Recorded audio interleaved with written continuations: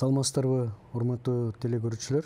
Бүгүнкү статус көрсөтүүбүздүн кезектеги коногу Балдарды коргоочулар лигасы коомдук фондунун төрагасы, юрист, төрайымы деп коет. Төрагасы дейм, төрайымы Назгүл Турдубекова айымды чакыргам. Назгүл айым, биз жакында неге эле биз Кыргызстан майрамдаганда аябай жакшы көрөбүз да. Бизде абдан көп майрамдар бар, ошондой эле экенбиз. Анан ошондой майрамдардын бири бул 1-июнь, балдарды коргоо күнү деп. Анан ошол күнү биз балдарга мороженое алып бергенди жакшы көрөбүз. Парктарга алып барып, аттракциондорго түшүргөндү, анан сүрөткө түшкөндү, анан балдарды коргоп атабыз деп пост жазганды жакшы көрөбүз да. Бирок ошону менен эле чектелип бүтөт окшойт деп калдым да. Жакшы бир сөз бар. Халва, халва, халва деп миллион жолу айтканың менен оозуңда таттуу болуп кетпейт деген. Биз канчалык балдарды коргоо күнүн өткөзбөйлүк, аны 1-июнь эмес 360 күн жасабайлык, эгерде биз чындыгында эле жашоодо балдарды коргоого болгон далалатыбыз, аракетибиз болбосо, балдар андан бактылуу болуп кетпейт. Сиз балдардын укугун коргоочулар лигасынын коомдук фондунун төрайымы катары бул көйгөйдү аябай жакшы билет болушуңуз керек, ичинен билет болушуңуз керек. Акыркы убактарда могу балдарды коргоо кодекси дейбизби, мыйзамдарын сунуштап жүрөсүздөр. Деги эле балдарды коргоо кандай болуп атат? Ушул жөнүндө сүйлөшсөк да. Чын эле мен ушу сизди колдойм. Бул 1-июнда көп учурда бизде 1-июнду майрам катары карашат да. Бул бир жакты карасак, бул туура. Бул майрам болуш керек. Балдардын укугун коргоо үчүн балдардын укугун коргоош керек деп дагы бир көңүл буруш керек да. Бирок ошол эле учурда бизде бул бир жактуу эле болбой, жөн эле майрам болуп калбай, бул эки жактуу болуш керек. 1-июнда жыл сайын өкмөт тараптан мындай коомчулукка билдирүү болуш керек да. Балдардын укугун коргоош үчүн, балдардын укугун жакшы жаатка алып барыш үчүн кандай Кыргызстанда жетишкендиктер болду деген бир ошондой мындай жарыя болуш керек. Анан билдирүү болуш керек. Анан эгерде Кыргызстанда кандайдыр бир көйгөйлөр болсо, балдарга карата көйгөйлөр болсо, ошолорду айта кетиш керек да. Талкуу болуш керек, айта кетиш керек. Анан ошол көйгөйлөрдү билдирип туруп, ошол көйгөйдү кантип чечиш керек деп өкмөт тараптан кадимкидей мындай маалымат берилиш керек да. Кыргызстанда ушунчалык балдар бар, анын ичинде мынча пайыз балдар зомбулукка учурап атат. Ошол көйгөйлөрдү жокко кетириш үчүн өкмөт тараптан ушундай пландар бар. Ушундай жол менен чечебиз деген коомчулукка айтылып туруш керек. Себеби деген коомчулук тараптан мындай ошо өкмөткө жардам берейин деген көп ыктыярчылар бар. Көп мындай кыймыл аракеттер бар. Чыныгы мындай өкмөткө ошол көйгөйдү алдын алыш үчүн, жокко кетириш үчүн, ошол көйгөй менен күрөш үчүн кадимкидей коомчулук тараптан сунуштар пайда болуп баштайт. Анан кадимкидей жардам көрсөтөлүк деп мындай ыктыярчылар пайда болот. Андан тышкары ушул жерлеринде бизде жергиликтүү бийликтер дагы мындай түшүнүгү да пайда болот. Акимчиликтин да түшүнүгү болот. Айыл өкмөттүн башчысында түшүнүгү болот да. Өкмөттүн деңгээлинде балдардын укугун коргош үчүн момундай жолдор бар экен, ушул буйрукту аткарыш керек экен, ушул токтом бар экен деп туруп, ушундай өкмөттүн деңгээлинде алынган программалар бар экен деп туруп, анан ошого мындай өзүнүн кошумчасын кошуп, өзүнүн айыл жеринде, ошо өзүнүн башкара турган территориясында кадимкидей ал дагы иш аракеттерди өткөзүп баштайт. Анан мен айтып кетет элем, быйыл ошо тилекке каршы бул абдан өкүнүчтүү болуп атат. 2021 жыл 1-июнду биз ошо Кыргызстанда балдардын укугун коргой турган система абдан начарлап кетти деген биз ошол факт менен келдик да. Абдан мындай талкаланып калды деп, талкаланган абалда болуп калды деп айтсак да болот. Себеп бүгүнкү күнү ушул биз коомчулук бүгүнкү күнү күн сайын маалымат биз алып калдык. кайсы бир айылда баланы өлтүрүп кетиптир, башка бир айылда ата энеси миграция кетсе баласынын туугандары деген тепкилеп атып өлтүрүп салыптыр. Башка бир шаарда дагы бала мындай жоголуп кетиптир, дайынсыз, же болбосо деген тиги баланын колу буту сынып калыптыр, же болбосо ар кандай бир зор зомбулукка учураптыр деген күнүгө маалымат алып атабыз. Андан тышкары ушу бизде абдан көңүлдү ооруткан маселе бул үй бүлө институту. Бүгүнкү күнү Кыргызстанда абдан ушул ар бир үй бүлөдө бар да. Бүгүнкү күнү кыргызстандыктын ар бир үй бүлөгө кирип көрсөң, сөзсүз ал жерде бир туугандары же болбосо ата энеси миграция, эмгек миграция кеткендер болот да. Чет жакка кетип кеткендер болот, анан балдарын бирөөгө таштап койгондор болот. Бул эмненин билдирүүсү? Бул Кыргызстанда үй бүлө институту мындай талкаланган абалга келди деген билдирүүсү. Ошондуктан бул ошо өкмөттүн мойнуна мындай кайра ушул балдардын укугун коргой турган түйшүк дагы оор болду. Мындан да мурун дагы жеңил эмес болчу, эми дагы мындай 2 эсе оор болуп калды. Себеп деген эми бала төрөлгөндө сөзсүз ал үй бүлөнүн чөйрөсүндө төрөлөт да. Анан ушул баланын негизи укугун жана кызыкчылыгын коргош үчүн баланын өзүнүн мындай табигый өзүнүн мындай чөйрөсү болот да. Үй бүлө деген ушу табигый чөйрө болот да. Ошонун ушул чөйрөдө баланын кызыкчылыгы жана укугу деген толук кандуу корголуш керек да. Анан ошо анын үчүн деген ата эне көп деген мындай чараларды көрүп, ошо шарттар түзүп берет да. Себеби деген баланын укугун коргош үчүн, кызыкчылыгын коргош үчүн, мисалы үчүн өкмөт тараптан ар бир үй бүлөгө кирип, ал жерге мындай аралашып, мындай кол салбаш керек да, мындайча айтканда. Себеби деген бул мындай менчик деп коебуз, жеке территория деп коебуз. Анан бала төрөлгөндөн кийин үй бүлөнүн чөйрөсүндө биринчи заматта балага мындай абдан эң бекем баланын укугун, кызыкчылыгын коргой турган бекем чөйрө бул деген үй бүлө, атасы жана энеси. Анан бирок тилекке каршы бүгүнкү күнү ушул чөйрө жокко кетип калбады. Мына бүт учуп кетти да. Бүт ата эненин баары деген бүгүн чет мамлекетте, ар кайсы мамлекеттерде жүрөт, каражат табабыз деп, анан бул балдар жалгыз калып калды да. Жарым үй бүлө абдан көп, энеси бар, атасы жок, атасы бар, энеси жок. Ошондойлор көп, анан жолбуз толук кандуу атасы, энеси да жоктугу да бар. Анан жалгыз боо энелер да көбөйүп кетти. Аябай көбөйүп кетти. Анан мен айтат элем, баланы көтөрүш, багыш абдан кыйын жалгыз боо энелерге. Анан ошондой жалгыз боо аталар да бар. Бир гана жалгыз боо эне эмес, жалгыз боо аталар дагы көбөйүп кетти. Анан ошондо бүгүнкү күнү турмуштун ошо оорчулдугун көтөрүш үчүн бүгүнкү күнү абдан кыйын эле болуп калды да. Анан биз айтып атпайлыкпы, эми балдар ата энесиз тарабынан кароосуз калып калды. Баланы бала эмне кылат? Баланы кимге калтырышты? Туугандарына, эми жакшы туугандарына калтырса бир жөндө, кошунасына, кээде тааныбаган жакшы тааныбаган тааныштарына калтырып коет. Бала багуучуга калтырып коет. Анан бирок анын ордуна деген биз каражат салып турабыз, акча берип турабыз, баламды багып тур деген ошол кандай бир сүйлөшүү менен кетишет да. Бирок ошол эле заматта алар мындай ата энелер баланын укугу корголоп атабы, жокпу деген системаны орундатпай кетип атпайбы? Себеби деген биз билем, бир сөз кечиресиз. Бул аябай көп сөз да, мен билем. Бул жөнүндө аябай күндөп, түндөп айтса болот. Бир нерсени тактап алса болобу? Биз балдардын укугу деп атпайбызбы? Балдардын кандай укуктары бар? Негизи балдар эмнеге укуктуу? Эми бала бизде төрөлгөндөн баштап чоң адамдын укугу кандай бар болсо, так эле ошондой укуктары бар да. Мисалы, биринчиден ал жарандык, саясаттык укугу бар, анан социалдык жана экономикалык укуктар бар да.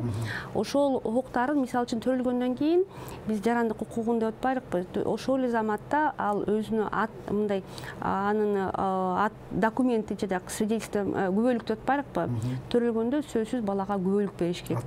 Аты жөнүндө, анын ичинде аты жөнүн жазыш керек, ата энеси ким экен деп. Бул баланын эң негизги укугу. Биринчи укугу да, бул жарандык укугу дейбиз. Андан тышкары деген кийин билим алганга бул дагы жарандык укугу. Бул экинчи укугу. Экинчи укугу, себеби билим албай калса, анда бала деген башка укуктарын ишке ашырганга мүмкүнчүлүк болбойт. Эгерде тамга таатып алса, эгерде мындай билимсиз болсо, анда арыз жазганды билбейт. Мисалы үчүн мен укуумду кайсы жерге болбосун, укугун коргош үчүн, окууга өтүш үчүн, анан билим алуу укугу. Билим алуу укугу. Анан үчүнчү эми биз жана социалдык кызматтар, медициналык деп атпайбы, социалдык кызматтарды деп атпайбы, ошол кызматтарды алганга анын бекер укугу бар экен, ошол укуктары бар. Мисалы деген бекер 5 жашка чейин барып медициналык кызматтарды алганга, ошондо бекер болуш керек, балдарга 5 жашка чейин бекер болуш керек. Анан ошол укуктары бар. Андан тышкары мына мен айтып атпаймынбы, коопсуздук чөйрөдө чоңойгонго анын укугу бар. Сен кайсы жерде болбосун, үй бүлөдө болобу, көчөдө болобу, мектепте болобу. Бул моралдык жокко дейм. Жок, бул моралдык эмес. Бул деген анын укугу ушу балдар жөнүндөгү конвенциянын эмесинде, алкагында бекитилген. Андан тышкары деген ушу балдар жөнүндөгү кодекстин негизинде да бекитилген. Мындай деп тактасак болобу? Ошол эле жанакы педофилдерден, зордук зомбулуктун бүт түрлөрүнөн корголуш үчүн анын укугу бар. Мыйзамсыз эмгекке иштетүүдөн, балдар эмгеги, сатылуудан, кулчулуктан. Туура. Ооба. Үчүнчү дагы кайсыл? Мындай да баланын ден соолугуна жана өмүрүнө коркунуч келтирүүчү бүт кайсы бир кандай коркунучтуу бир кандай аракеттер болсо, ошонун бардыгынан корголуш үчүн анын укугу бар да. Эми биз муну тактап алдык. Бул абдан жакшы болду да. Эми ушул биз айткан билим алуу укугу, жарандык укугу, социалдык укуктар, ал медицина, андан кийин коопсуздук укуктары. Төртөөнү айтып атабыз. Ушул укуктардын эң көп бузулганы биздин шартыбызда бузулуп атканы. Анан кандайдыр бир деңгээлде жакшы корголгон жагы барбы? Эми дагы мен айтып кетет элем, баланын эң негизги укугу төрөлгөндөн баштап бул фундаменталдык укук деп айтып кетебиз. Бул анын үй бүлөнүн чөйрөсүндө өсүшкөнгө, чоңойгонго анын укугу бар да. Бул ошо себеби деген толук кандуу үй бүлөдө, толук кандуу же болбосо үй бүлөдө, биологиялык үй бүлөнүн чөйрөсүндө чоңойгондо анын укугу бар. Себеп мына дүйнө жүзүндө башка бир өнүккөн мамлекеттерде карап көрсөңүздөр, алар толук кандуу ушул биологиялык үй бүлөсүн, бала биологиялык үй бүлөсүн чоңойсун деп абдан көп шарттарды түзүп берет да, көп аракеттер болот. Мисалы үчүн эгерде үй бүлө жакырчыкта жашаса, алар жардам беришет, иш орун таап берет, же болбосо окутат, окуттан өткөзүп, ата-энесин барып, эгерде жакырчылыктын себебинен мындай балага карата кандайдыр бир коопсуздук кыскарып баратса деген ата-энесин да окутуудан өткөзөт да. Мындай жакшыртуу баланы деген тарбиялаганда зомбулуксуз аны деген жакшыртуу методдор менен тарбиялаганга ошого үйрөтүшөт да. Андан тышкары тез барып мындай мониторинг кылып турат. Балага карата зомбулук көрсөтүлүп атабы, жокпу? Балага карата коопсуздук чөйрө түзүлдүбү, үй бүлөнүн чөйрөсүндө жокпу деген. Ошондой көп чараларды көрсөтүп берет да, жардам берет. Андан тышкары мен айтып кетет элем, инфраструктура. Ушул ата-энеси баланы мындай коопсуздук чөйрөдө чоңойтконго, андан тышкары анын мүмкүнчүлүктөрү, жөндөмдөрү кадимкиде өнүксүн деп, кадимкиде көп балага жагымдуу инфраструктураны салып беришет да. Мисалы үчүн көптөгөн оюн площадкаларды, көптөгөн кружокторду, клубтарды, оюн клубтарын, алардын баардыгы бекер да. Мисалы үчүн өнүккөн мамлекеттерде ата-эне мындай алардын да эмеси башы да оорубайт да. Баланы кайсы жерге барып ойнотсом, каражатты каяктан тапсам деп. Себеби бүт баардыгы деген бекер болот, же болбосо абдан арзан болот да. Андан тышкары деген жанакы биз жаштарга карата, өспүрүмдөргө карата клубтарды издеп атпайлыкпы? Мындай балдардын спорттук клубтарды, же болбосо жанакы IT клубтарды издеген балдар барып өзүнүн мектепке чейинки тарбиялоо, мектепке чейин тарбиялоо, анан дагы өспүрүмдөргө карата дагы өспүрүмдөрдүн жөндөмдөрүн мындай өнүктүрүш үчүн деген кадимкидей жакшынакай клубтар бар да. Алар деген ал жерде ар кайсы кесиптерге үйрөнөт да. болбосо деген сүрөт клубтары болот, жанакы спорттук, жобо дизайн, IT программирование, робототехника, алардын баардыгы бекер болот, жобосу абдан арзан болот. Эми Кыргызстанга ошондуктан ал жерде баланы багуш абдан мындай өзүнчө жеңил, анан ата-энелер өзүнүн бактылуу болот. Анан дагы бир нерсени анан ата-энелер өзүнүн бактылуу сезишет, анан балдарды өзүнүн бактылуу сезишет. Себеби деген төрөлгөндөн баштап эле балдар ушул деген ушунчалык маанилүү да, ата-энеге да маанилүү, коомчулукка да маанилүү, өкмөткө да абдан маанилүү. Ар бир бала үчүн деген алар өзүнүн бүт күч алдарын салышат. Бул сөзүңүз абдан менимче маанилүү болду да. Бала өзүн керектүү, маанилүү сезиш керек коомго. Ал албетте бир акыл эси толук жеткенге чейин аны сезбеши мүмкүн, себеби бала да. Бирок коом аны билип туруш керек да. Мисалы үчүн Арабия өлкөлөрүн биз көп угуп калабыз. Ар бир төрөлгөн балага кандайдыр бир чоң суммадагы акча мамлекет тарабынан атайын ачылган эсебине которулат экен деп. 18 жаштан кийин аны алып окуусуна же болбосо өзүнүн керегине жумшаганга. Ошондой эле башка өнүккөн өлкөлөрдө дагы ошондой мисалдарды кездештиребиз да. Биз азыр абдан жакшы сөздү баштадыңыз да. Мисал үчүн жарандык укугу бизде сакталат. Бул метрика берилет, свидетельство о рождении деген бул сакталат. Билим алуу укугу дагы сакталат деп айтабыз, деп коелук. Себеби бизде мектепте кандайдыр бир деңгээлде бекер деп айтылат. Биз ал жөнүндө маалымат бергенмин. Бизде билебиз. Эми ушундай бар. Каласак калса. Бирок биз чындыгы реалдуу иште биз билебиз баардыгы акча төлөнөт. Бирок мамлекет тарабынан конституцияга жазылган ар бир жаран бекер билим алууга укуктуу деп жазып койгонубуз турат. Ал канчалык деңгээлде кармалып атат, бул өзүнчө чоң маселе. 5 жашка чейинки жанагы ден соолугуна кам көрүү укугу дагы бар деп коелук. А мына 4-чү коопсуздук, анан табигый чөйрөдө өсүү укугу. Бул жок эсе. Демек, негизги көйгөй ушул жерде окшойт да, үй бүлө институту.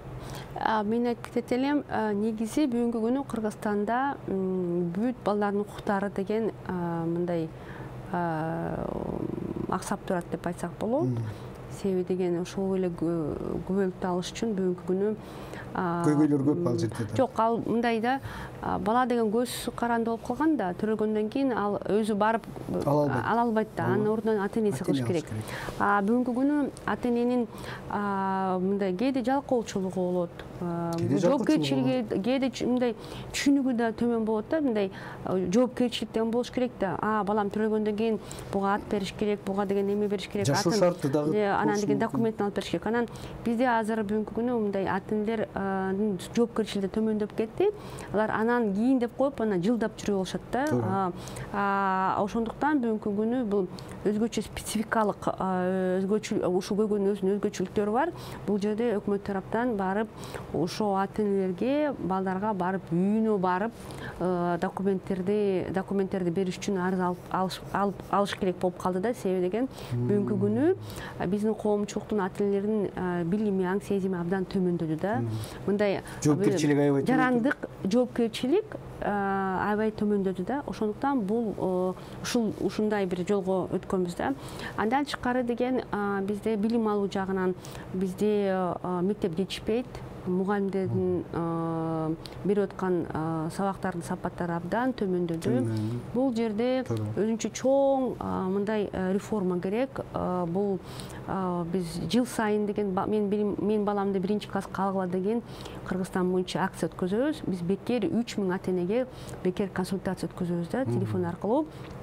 Эгерде балдар мектепке киргизе албайса, биз ушу түшүндүрүү иштерин өткөзүп беребиз да, кантип киргизиш керек. Эгерде коррупция болуп атса, ал жердин коррупция маселесин да чечип беребиз. Барып ошол мектептин директорунан жооп алып, арыз жазып, анын үстүнө арыз жазып, баланын билим ала турган укугун ишке ашырып беребиз да. Аракет кылып койсуз. Абдан ошо 13 жыл болду, жыл сайын деген биз февралдан баштап октябрга чейин ошентип ата энелерге балдардын укугун, билим ала турган укугун биз коргоп беребиз да. Андан тышкары жанагы эми саламаттык сактоо жагынан ал жерде көйгөйлөр көп. Биз бүт баардыгыбыз билебиз. Бекер деген бизде мыйзам чегинде бекер деп жазылган көп укуктарыбыз бар ушул саламаттык сактоо жагынан. Бирок деген ал жерде көптөгөн көйгөйлөр бар. Эми сиз мен токтоп кетейин деген жерим, жанагы акцент коюп кетейин деген жерим, жанагы сиз айтып кетпедиңизби? Баланын жанагы үй бүлө чөйрөсүндө, табигый чөйрөдө өсүү, табигый чөйрөдө чоңоюш бул абдан маанилүү деп. Бул эгерде биз өзүбүз мындай ойлонуп көрсөк, ушуга маани беришпейт да. Көп адамдар маани беришпейт да.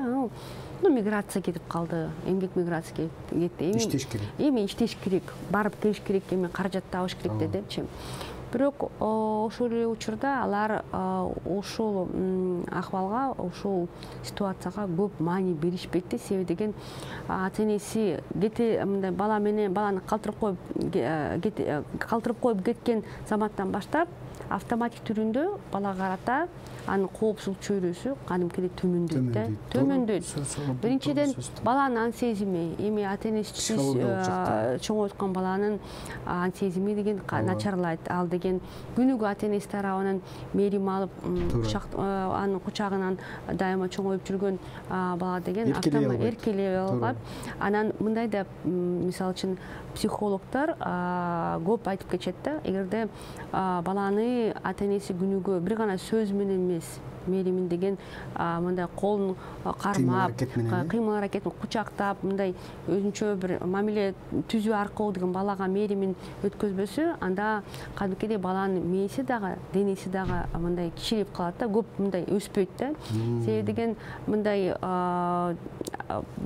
даже салыштырыш, мындай психологдор, илимдүү психологдор мындай салыштырма иштерин өткөзгөн, мындай эксперимент өткөзгөн, изилдөө кылышкан да.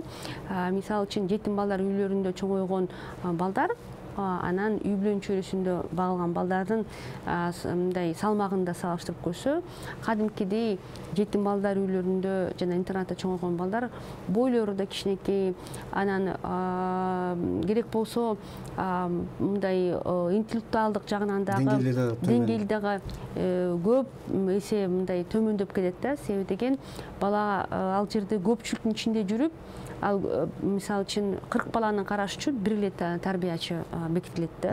Түнчүндө ошол балага барып тарбиячынын убактысы келеби, мындай жетишеби, барып баланы кучактап, сен ден соолугуң кандай, бүгүн эмне кылдың, эртең эмне кыласың депчи, кайсы досуң менен мамиле түздүң, ким менен урушуп кеттиң, кандай көйгөйүң бар деп сурагаң жетишпейт.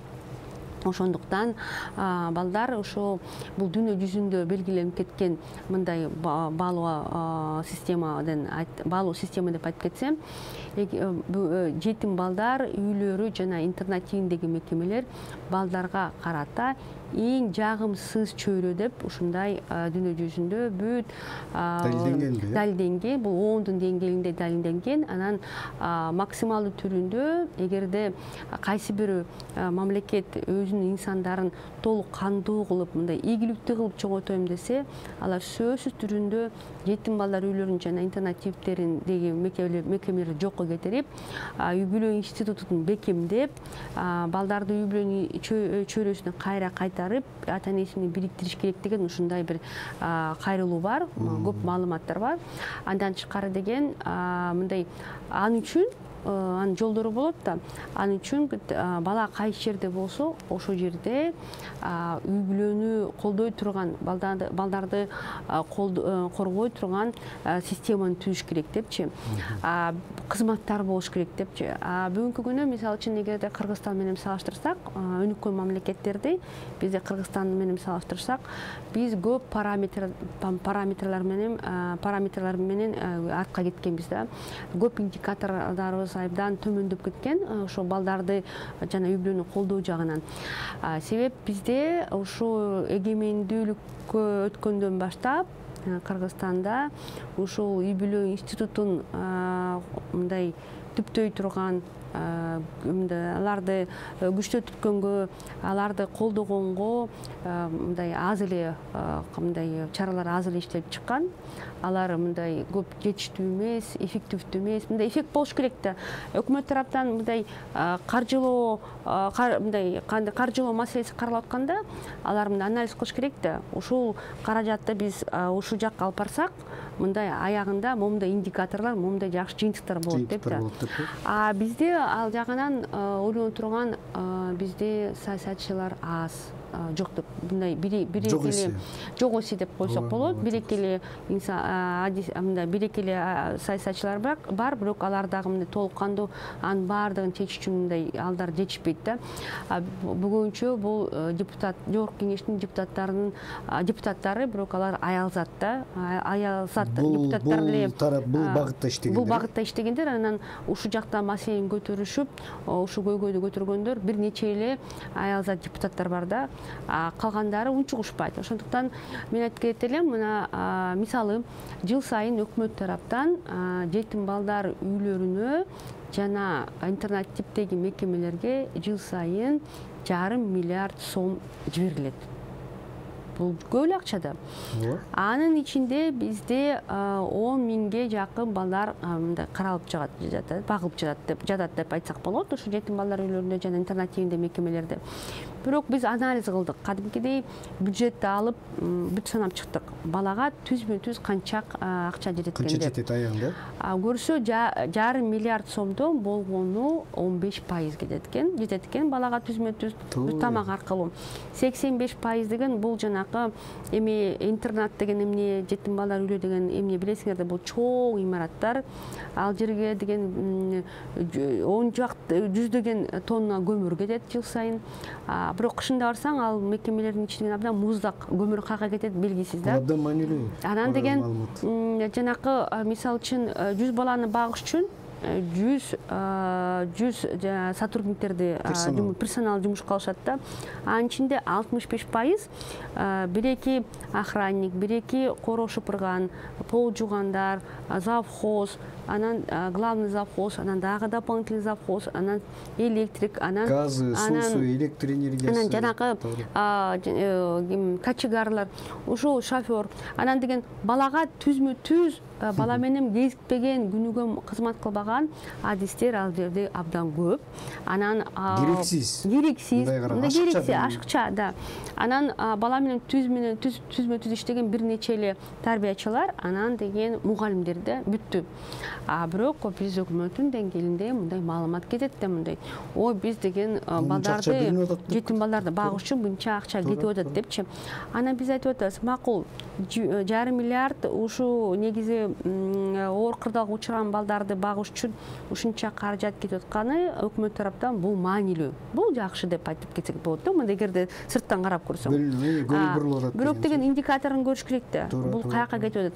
Бул аябай маанилүү. Бул деген биз деген аудит эффективности деп өткөзгөнбүз да. Анан көрсө балага 15% жетет экен. Эми мындайда эгерде эмеге салыштырсак, эл аралык стандарттарга салыштырсак, бир балага бир жылда 3,5 миң доллар же болбосо 4 миң доллар кетет экен да. Ошол балдарды жетим балдар үйлөрүнө жана интернет типинде мекемелерде багыш үчүн.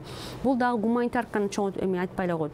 Себеби деген биздин мындай коомубуз абдан берекелүү да, ар дайым уун алып келет, гуманитар жардам көрсөтүп турат да.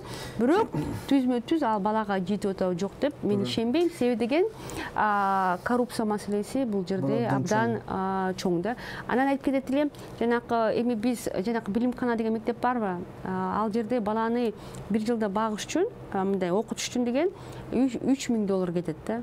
Анан биз айтып атабыз, билимкана мектептин шарты кандай, анан бул жердеги шарты кандай. Себеби деген балдар биз мында мониторинг кылып чыктык. Былтыр 2020-жылы омбудсмен менен биргелешип балдардын ден соолугун карадык. Ушул врачтардын чогуу барып, ар бир баланы карап чыктык, карточкаларын карап чыктык. Ишенесиңерби, 90% балдардын тиши курт жеп кеткен. Алардын тишине эч убакта жанакы тиш доктуру карабаптыр. кариес дейт. Мындай ушунчалык терең аябай күчөп кеткен кариес экен балдардын иштери. Андан тышкары медицинский карталарга карасак ушунчалык начар толтурулган. Андан тышкары тамак аш жагынан деген мындай кагаз түрүндө тамактар жиберилет экен жакшы эле. Бирок баланын салмагын карасак, ден соолугун карасак ушунчалык кичинекей бойлору, арык болгон балдарда. Анан ошол жерде болуп аткан жанагы сабактын сапаттарын көрүп кеттик. Ушунчалык төмөн, балдар жакшы тамга тааныганды билишпейт. Жанагы математикасы ушунчалык мындай жок деп койсок деле болот. Себеби деген 7-8 класстын окуучулары кошконду билишпейт экен. Математиканы көп мындай ошол 15-14 жаштагы өспүрүм бала математика жагынан көп нерселерди, билимдерди алыш керек да, туурабы? Ошону сурасак, аны да билбейт экен. Ошондуктан биз айтып атабыз, бүгүнкү күнү ушул жагынан мындай өкүнүчтүү болуп атат. Ушунча жылдан бери бизде ушунча көп өкмөт тараптан мындай каржылоо маселеси, каржылоо ушул интернаттарды багыш үчүн көп каражат бөлүнөт экен, бирок деген балдарга жетпейт, эффективдүү эмес. Анан мындай да эффективдүү болбойт. Анан биз айтып атабыз, ошол эле учурда жалгыз боо эне эмгек миграцияга, иш орну жок болгон үчүн жашаган жеринде эмгек миграция кетип калып атат. Ошол эле барып кайдагы бир 20 000 сомду табыш үчүн, 15 000, 20 000 сомду табыш үчүн Россияга кетип атат да. Баласын бир өзүнө жакшы тааныбаган адамдан калтырып коюп атат. Ошол эле тапкан акчасын ошол эле тааныбаган үй бүлөгө калтырып коюп атат. Туура. Назгүл, сиз көбүс азыр, мен азыр сиздин сөзүңүздү мен өзүмдү аябай жаман сезип чыктым да. Орусча айтканда депрессивный состоянияга түшүп баштадым. Мындай болуп атат да. Жана куйругун тиштеген итти элестетип көрсөңүз, өзүнүн куйругун тиштеген ит. Ал бир жерде монтип тегерен жана башы айланган бир эме сыяктуу болуп калат. Биз коом азыр ошондой болуп атабыз да. Мисалы сиз айтып атпайсызбы, сиз азыр майнелүү абдан бир нече немелерди айттыңыз. Мисалы үчүн баардык нерсе баланын эмгекке болгон, баланын эмгегин күчүн колдонуу, зордук зомбулукка кабылуусу, сатылып кетүүсү, билим алуусу, бул баардыгы табигый чөйрөдөн. Эгерде табигый чөйрөдөн көз каранды болсо табигый чөйрө. Табигый чөйрөбүз бул жарым жан эне үй бүлө. Атасы бар, энеси жок, энеси бар, атасы жок. Жалгыз бой аялдар. Мыйзамдарды түрткүлөп, аны бекемдөөчү депутаттар. Между прочим, орусча эле айтайын да.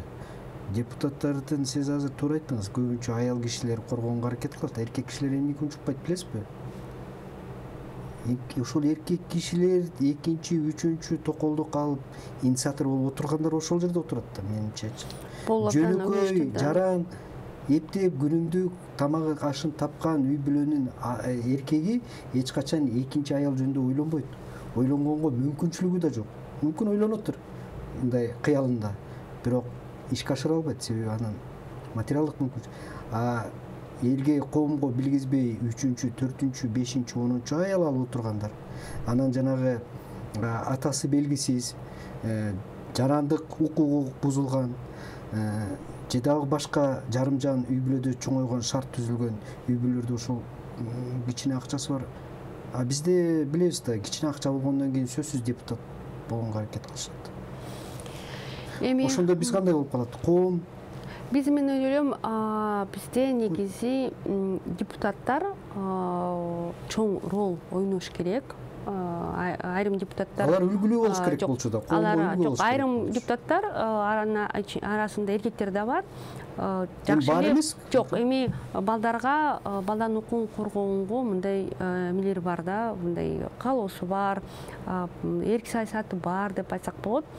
бирок бизде депутаттарды шайлап атканда негизи бизде депутаттык институт, мында бизде парламенттик институт бизге керек да. Алар күчтүү болуш керек, аларсыз мыйзамды караш абдан эле кыйын болуп калат да.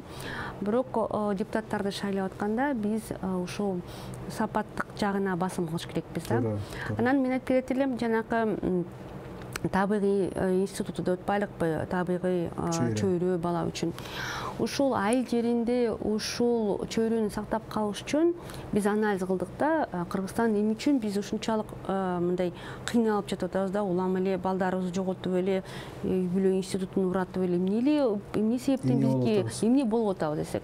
Анан башка өлкөлөр менен салыштырганда биз 6 миллион кичинекей эле элибиз да. Анан эмне эле биз ошону эмете албай атабыз депчи, жакшылап тейлей албай атабыз деп. Анан анализ кылсак мындай деген жыйынтыкка келдик. Бүгүнкү күнү бизде централдык бийлик абдан күчтөнүп алганда, бизде мындай Бишкекте бүт болгон бийликтин баары Бишкекте да. Жок, кеңеш, өкмөт, президент институту, жанакы министерстволордун баардыгы Бишкекте да. Анан алар күн сайын ар кандай мыйзамдарды, токтомдорду, программаларды чыгарышат. Анан аны деген аткарыш керек да. Ушул айыл жеринде жашап аткан балага, жанагы оор кырдаалга учураган үй бүлөгө деген ошол мыйзамдардын баары, ошол саясаттын баары кандайдыр бир жол менен жетиш керек да, туурабы? Анан алар чыгарышат. Бул жакшы. Бул жакшы жактары да көп. Бул чыгарган жакшы. Чыгарбай койсо эмне кылат элеки? Чыгарган жакшы. Анан муну деген областка жана район деңгээлине жеткизишет да. Контроль жок болот атат. Жок, жеткизишет да, район деңгээлинен айтышат, аткаргыла. Анан айтышат, ар бир балага карата коопсуздук чөйрөнү түзүп бергиле. А район деңгээлинде ушул мыйзамдарды, ушул саясаттарды ишке ашырганга, ушул токтомду ишке ашырганга ооба специалисттер жок. Мисалы үчүн бүгүнкү күнү бир райондо эгерде 50.000 балдар болсо, 18 жетпеген балдар болсо саналса, ошону тейлеш үчүн, ошол балдардын укугун коргош үчүн 3 эле адис бар да. Бул район деңгээлинде жанакы социалдык өнүктүрүү министринин өкүлдөрү бар. Ар бир райондо 50.000 балага 3 специалист. Үй бүлөнү колдоо жана балдарды коргой турган бөлүм бар да. 3 эле адис, 3-4 эле адис. Анан аларда ошолордун милдеттеринде 25 милдети бар да, 25 функциясы бар. Алар сотко барыш керек, асырап алуу маселесин караш керек, фостердик үй бүлөнү көбөйтүш керек, оор кырдаалга учураган үй бүлөнү коргош керек, аны алдына иштерин өткөрүш керек, балдар зордук зомбулукка учурабаш үчүн көптөгөн чараларды көрүш керек. Андан эле былтыр дагы айтып кетет элем, эми үй бүлөдөгү кандай бир зордук зомбоонун түрлөрү болбосун, кимге көрсөтүлбөш керек, көрсөтпөсүн, ошонун баардыгындагы алар милдеттүү. Ошонун ар бир бүгүнкү күнү эгерде мурун бир гана баланы зордук зомбоодон коргосо, бүгүн деген бүт чоң атасын, чоң энесин, тай энесин, тай атасын, ошол жерде тай жеси ким болсо, аял заттары дагы, эркектери дагы, кайра адамдар дагы бүт баардыгын бүгүнкү күнү ушу кичинекей балдарды карап жүргөн адис бүгүнкү күнү ушу үй бүлөдөгү, мүчөдөгү канча адам болсо, ошолордун баардыгын зордук зомбоодон коргоонго алар милдеттүү болуп калды. Анан биз айтып атабыз, эми бул мындай да, ушул эффективдүү болобу мында анализдесек? Бул болбойт да. Анан убакыттын баары деген балдар үйсүз болгон үчүн алар кол көтөрүп телефон чалганды билбейт. Алар мындай билдиргенге да убакыт жетпей калат да, тиги мүмкүнчүлүк жетпей калат тиги адистерге. Көп учурда чоң адамдардын телефондору бар, колу буттары бар. Алар келип, мына менин укугумду коргоп бер, арыз жазышат. Ошентип эле убакыттын баары чоң адамдарга кетип калат дагы. Кичинекей балдар калып калып атат. А негизи 2012 жылы ушу балдар жөнүндөгү кодексти киргизгенде эң ушу балдардын укугун коргоосун деп туруп атайын ушундай структура иштелип мындай түзүлүп чыккан да. Анан быйыл ушул жыл канча мында 10 жыл болуп калды, 9 жылдан кийин ушул структурага деген эми чоң адамдардын укуктарын коргоого, силер жакшы иштейт экенсиңер деп дагы эми чоң адамдардын укугун коргоого деп аларга мындай түйшүк кылып койду да. Анан ошондуктан биз айтып атабыз, эгерде жанакы мыйзамдар, программалар, ар кандай токтомдор эгерде айыл жеринде жашап аткан балага жетсин десек, сөз түрүндө деген айыл жеринде социалдык кызматкерлер болуш керек. Эми элестетип көрсөңүз, бүгүнкү күнү 6 миллиондук колхозго деген болгону 925 социалдык кызматкерлер бар. Алар карый адамдарга жардам берет жана мүмкүнчүлүгү чектелген адамдарга жардам берет да. Анан аларга балдарды караганга алардын убактысы да болбойт. Кыргызстанда бүгүнкү күнү бир дагы айыл жеринде атайын балдардын укугун коргой турган социалдык адис жок, социалдык кызматкер жок. Анан сөз түрүндө анан балдардын коопсуздук чөйрөсү деген кыскарат да. Сөзсүз түрүндө ичкерет, кыскарат. Анан сөз түрүндө балдарга карата деген зор зомбулук көрсөтүлөт да. Ошон үчүн суицид деген, зомбулук деген бүт зор зомбулуктун түрлөрү бүт баардыгы көбөйүп аткан себеби бүгүнкү күнү айыл жеринде барып ушул жанакы табигый чөйрөсү деген бизде кулап калбадыбы? Бүт баардыгы эмгек миграцияга кетип калбады. Бүгүнкү күнү бала ушу жалгыз калып калды. Ошо чоочун адамдардын колунда, же болбосо туугандардын колунда калып калды. Бирок ошону барып айыл жеринде барып бала кандай үй бүлөгө ошол балким тайнеси баланы багып атса, тайнеге жардам бериш керек да. Барып деген тайнесин сурап, сизге жардам керекпи? Ушу баланы багып атасыңар, кандай жардам керек? Балким мектепке киргизгенге орноштурганга жардам керек. Балким кайдадыр бир ооруканага мындай кайрылган жардам керекпи деп барып сураганга киши болуш керек. Ал үчүн айыл жеринде бизде социалдык кызматкерди түзүш керек. Бизде балдардын укугун жөнөкөй социалдык кызматкер эмес. Мен азыр атайын дайындалган балдардын укугун коргой турган. Анан биз айтып атабыз, санап чыктык, ошол бизде Кыргызстанда ушул көйгөйдү чечиш үчүн деген ушу бүт балдарга карата көрсөтүлүп аткан уруп сабоону токтотуш үчүн, зор зомбулуктун түрлөрүн токтотуш үчүн биринчи заматта бизде Кыргызстанда 700дөн ашык социалдык кызматкерлерди киргизиш керек. Атайын дагы. Атайын. Ушу жанакы 925 деп атпайлыкпы? Ал деген чоң адамдар карайт. Бул сиздер жана сунуштап аткан кодекске дагы киргизилген, Ооба, жанакы жаңы балдар жөнүндөгү кодекстин жаңы редакциянын чегинде биз ушул маселени көтөрүп атабыз. Анан биз айтып атпайлыкпы? Мисалы жанакы мигранттын балдарынчы. Алар мигранттар бүгүнкү жөн эле кетип калып атпайбы? Биз айтып атабыз, жок, кандай болбойт. Баланы сөзсүз ишеним катты, баланы кароочу бир ишеним баланы карай турган башка кишиге келип калтырып атса, баланы карай турган кишиге деген ишеним кат түзүп коюш керек. Нотариуска барып бекитип коюш керек дагы. Анан ата-эне деген сөз түрүндө айыл өкмөткө жана район деңгээлде социалдык кызматкерлерге билдирип коюп кетиш керек да. Бул абдан жакшы ойлор. Менимче биз азыр байкалбай эле 40 мүнөт өтүп кетти. Биздин убактыбыз жетпей калды. Жок, кодекс жөнүндө биз жетпей калдык да. Мына азыр убактыбыз бүттү деп мага кайра айтып атышат. Жок, кодекс жөнүндө мен бир сүйлөм айтып кетет элем. Жанакы чыныгы балдардын укугун жакшы жолго түшүрөбүз десек, эгерде балдардын укугун коргой турган системаны реформадан өткөзөбүз десек, анда биз ушу жакын арада сөз түрүндө ушу Жогорку Кеңештин депутаттарына кайрылат элем. Урматтуу депутаттар, сизге мындай балдардын укугун коргой турган, балдардын укугун коргогон ушу коомдук фонддордун атынан кайрылып атам. Ушул балдар жөнүндөгү кодекстин жаңы редакциясын колдоп бергиле. Анан тышкары ушу президентке да кайрылат элем. Себеби деген ушу кодексти колдоп берсеңиздер. Себеп мен жанакы айтып кеткен көйгөйлөрдүн себептери бүгүнкү күнү абдан тереңдеп кеткен. Балдардын укугун коргогон системаны чыныгы реформа өткөзбөсөк болбойт. Бул реформаны кайсы учурда өткөзсөк болот? Качандыр биз балдардын укугун коргой турган эң негизги мыйзамды өзгөртсөк. Ал балдар жөнүндөгү кодекс. Кодексте? Да. Бул абдан маанилүү. Назгүл, биз азыр билинбеген менен абдан маанилүү сөздөрдү сүйлөштүк.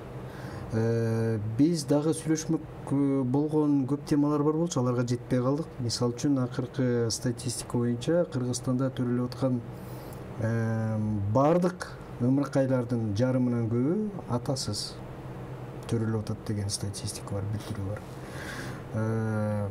Биз абдан көп, сиз аябай бүгүн жакшы маалымат айттыңыз. Кыргызстанда мамлекет тарабынан бөлүнүп аткан миллиарддаган акчанын болгону 15% гана балдарга түздөн түз жетет экен. Ал медициналык камсыздоо, тамак ашы, кийим кечеси дагы бирдемкелер болот. Тилекке каршы балдардын үстүнөн күнүн өткөзүп жемкорлук кылып аткан адамдар абдан көп. Алар мектеп интернаттары, балдарды тарбиялоо жайлары, дагы башка учреждениянын директорлори болушу мүмкүн, иштөөчүлөрү болушу мүмкүн.